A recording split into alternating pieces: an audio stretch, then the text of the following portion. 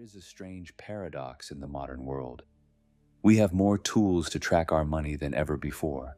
We have apps, spreadsheets, and notifications that ping us every time we buy a coffee. Yet, for millions of people, money remains a source of profound anxiety. It feels chaotic, like a leaking bucket. No matter how much goes in, it never seems to be enough. We are told we need to budget, but most budgeting advice feels like a strict diet. It requires willpower we don't have and tracks details that don't matter. But what if the secret to financial peace wasn't about tracking every penny? What if it was just about 3 simple buckets? This is the story of the 50-30-20 rule, the psychological framework that turns chaos into clarity. Let's talk about Alex. Alex represents most of us. On the first of the month, Alex gets paid.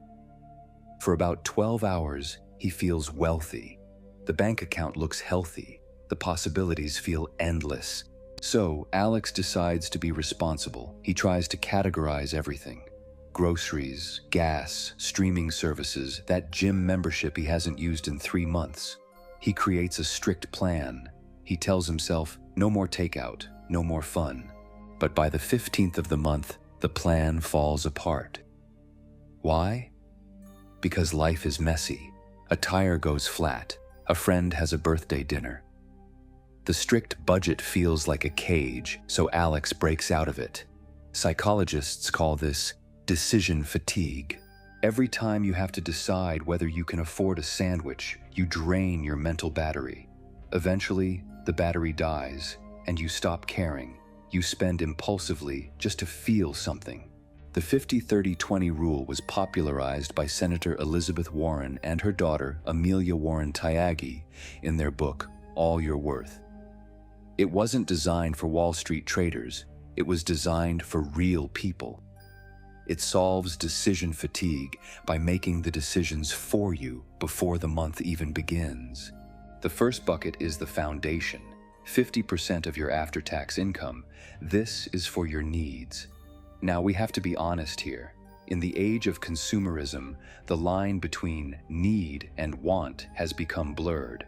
A need is defined as an expense that, if not paid, would cause a massive disruption to your life. These are your survival costs: rent or mortgage, utilities, basic groceries, transportation to get you to work, insurance, minimum debt payments.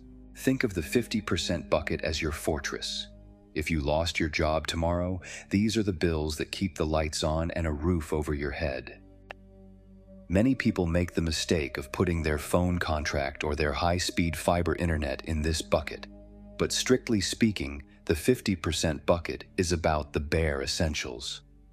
If your needs actually cost more than 50% of your income, which is common in expensive cities, this is a signal. It means your foundation is under pressure. You don't need a better budgeting app. You need to lower your fixed costs or increase your income. The math is trying to tell you the truth. This is where the magic happens. The second bucket, 30% of your income goes to wants. Traditional financial advice tells you to cut out the lattes, to stop buying avocado toast, to suffer your way to wealth. The 50-30-20 rule disagrees. It acknowledges a psychological truth. If a budget is all restriction and no reward, you will fail. You are human. You need joy. You need distinct moments where you can say yes without guilt. This 30% covers everything that makes life fun but isn't essential.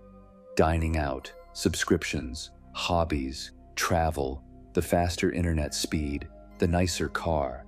The beauty of this bucket is the hard limit. You can buy anything you want, but you cannot buy everything you want.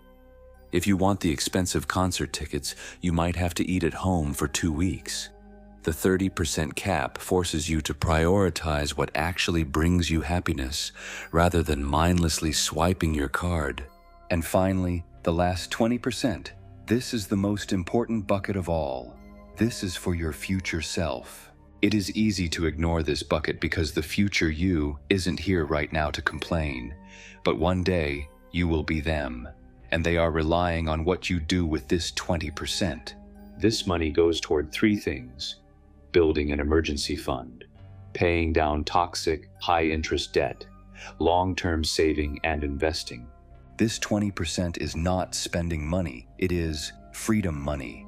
It buys you the ability to quit a job you hate. It buys you the ability to handle a medical emergency without panic. It buys you a dignified retirement. If you can master living on just 80% of your income today, you are purchasing peace of mind for tomorrow. Now, a moment of reality. Life rarely fits perfectly into clean percentages. If you are a student or living in a city with sky-high rents, your needs bucket might be 60% or 70%. That is okay. The 50-30-20 rule is not a law of physics. It is a compass. It shows you true north. If your needs are high, you may have to temporarily shrink your wants. If you have aggressive debt, you might take from wants to feed the future bucket. The practical takeaway is this: don't track every coffee. Instead, automate the buckets. Set up your bank account so that on payday, 20% automatically disappears into savings. Then, pay your rent. Whatever is left, that is yours. Guilt-free. When you stop obsessing over the math, you start living the life. Money is a tool to support your existence, not the main character of your story. Simplicity is the ultimate sophistication. By dividing your resources into needs, wants, and future, you remove the noise and keep the signal. If you enjoyed this explanation, subscribe for more psychology-based money insights.